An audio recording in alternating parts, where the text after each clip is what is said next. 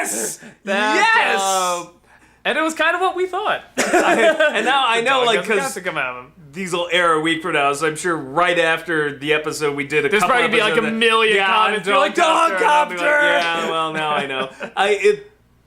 Yes! It's just, he shoots, he shits missiles out his ass!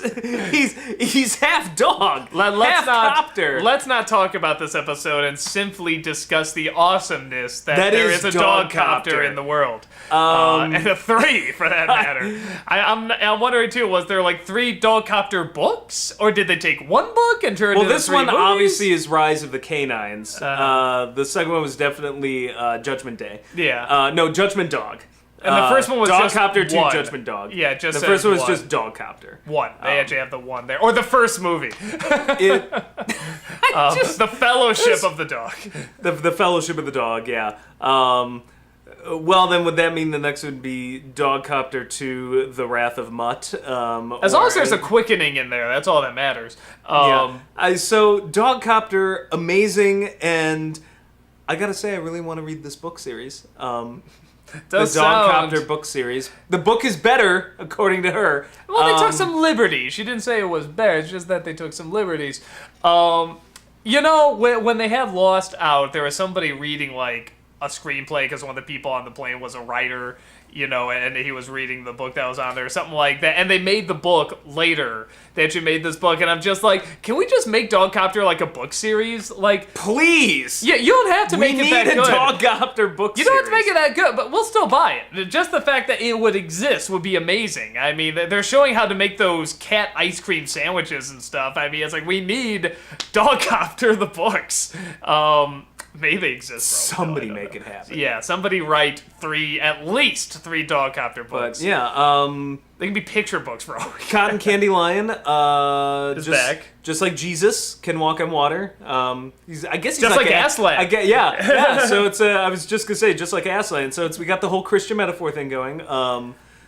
That means Stephen's a disciple, I guess. Would be great if he was Judas. Does that make her Mary Magdalene? I can't figure out where I they're don't going know. with this. Rose is obviously the Virgin Mary, maybe.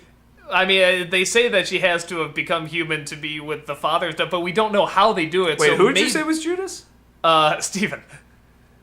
No, Judas has to be Amethyst. Come on, if ever there was that's Judas. harsh. No, come on. That's No, because she's all about being mischievous. And no. Onion. Onion. Yeah, Fucking that's Onion. That's Judas. Judas. Yeah. That's... We never did know Judas's last name. Maybe it is Onion. Judas Onion. Amethyst could be Peter, the imperfect one. Pearl would be John. She's such a goody-goody. I mean, bottom line, there should be a religious film made out of this as well. So Dogcopter and religious Steven universe. We need to make that happen. But let's talk about the actual episode. You have, him and Connie travel to this place. We don't know where it is, but Steven's hand seems to control kind of like the Batcave or something like that. There's even a giant penny. And his mind somehow, or at least the poking of him, summons these things like swords and armor and stuff. And this, I guess, a training program.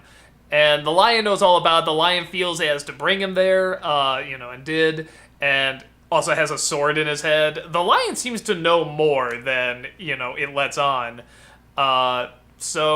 And Connie uses her tennis practice to fence, which was pretty cool. I think you were saying, I agree, it had a very Zelda feeling to it. Yes, the way but they hitting swung it around. And even that hitting mask the that was beams back. firing or whatever had an Octorok kind of thing going on. Yeah, kind of. It definitely had a strong Zelda feel to it, right down to reflecting the beam back, and that's what destroys it from the sword. Mm-hmm.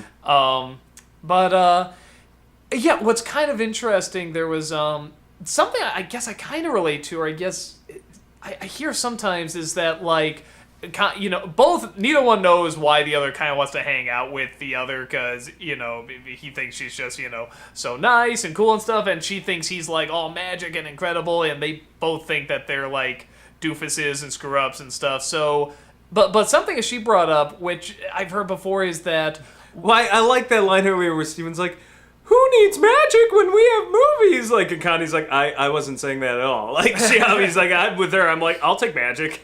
but something that the grass is always greener, I guess. We have an uncle who's a journalist. I remember we were hanging out, and this guy's talked to a lot of people, like a lot of celebrities and musicians and stuff, like Paul McCartney, and pretty much name any celebrity, he's pretty much talked to him. And he was talking with this woman once who was just floored by it, and she's like, just, all I got is just, my family, at home and stuff like that. And he just said, that's the adventure to me, is a family, that kids and raising a human being and stuff like that. Like, to him, that was the adventure. And to her, the adventure was interviewing all these people that do all this celebrity stuff. Well, the grass is always green. Yeah, so, but it's one of those things where it's like, just don't always...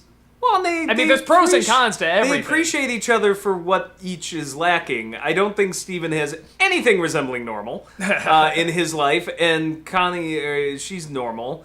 And in her case, I don't think she has anything resembling insane, magical, and adventurous, and Steven is all those. So, and together they nearly get themselves killed. Yeah.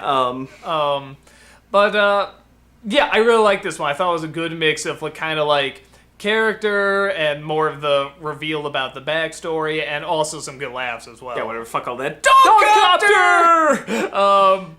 Yeah, we got Dogcopter. I hope there's more. There'd better be more sequels. Dogcopter Genesis. I think Amethyst turning into... Dogcopter Salvation. Turning into the Dogcopter with the Radiohead. I mean, that was about as surreal imagery as you could get. Dogcopter 4. Dogcopter takes Manhattan. It heck of a Bolt feel. Did you get that Yeah, too? no, Bolt. Yeah, like there's the girl there like, Gadget, let's do it. Yeah. I was like, yeah, it kind of felt like Bolt. Though Bolt itself was a spoof kind of Inspector Gadget, so that kind of... I guess, or just like, yeah, it's sort of like spy. I always kind of felt like spy shows of well, like Bolt the was 70s. making a cartoon within the movie, so... Yeah, true.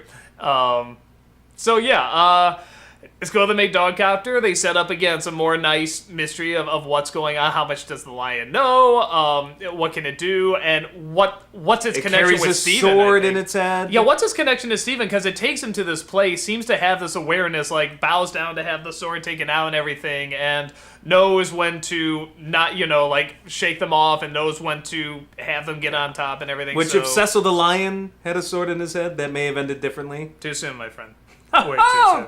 Topical. People are gonna watch this years later like, the fuck is that? I know. Probably in a week, people are like, oh yeah, that happened. Yeah. Like, I don't know. That sucked. Or maybe not. I don't know how. Thanks for that nice outrage reminder. works. I don't know how internet outrage works, so I don't know what I don't know what the cutoff point is. If in a week people will be like, I'm sick of hearing about that lion, or if they already are, if this will go on another 6 weeks, like burn. Yeah, I was gonna say that this will probably be another week before this comes out, so I'm sure it'll be. Well, we'll see. It'll be an interesting social experiment. Exactly.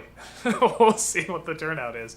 And if you're watching this many years later, some jackass shot the wrong lion. But it doesn't matter because you're clearly reading Dogcopter, and it's changing your life forever. So. Yeah. Enjoy those 3 books, because we know years later that they have to I want to exist. sell those books door to door, like frickin' Mormons. Hello. Have you heard the word of Dogcopter? Have you heard the good word of Dogcopter?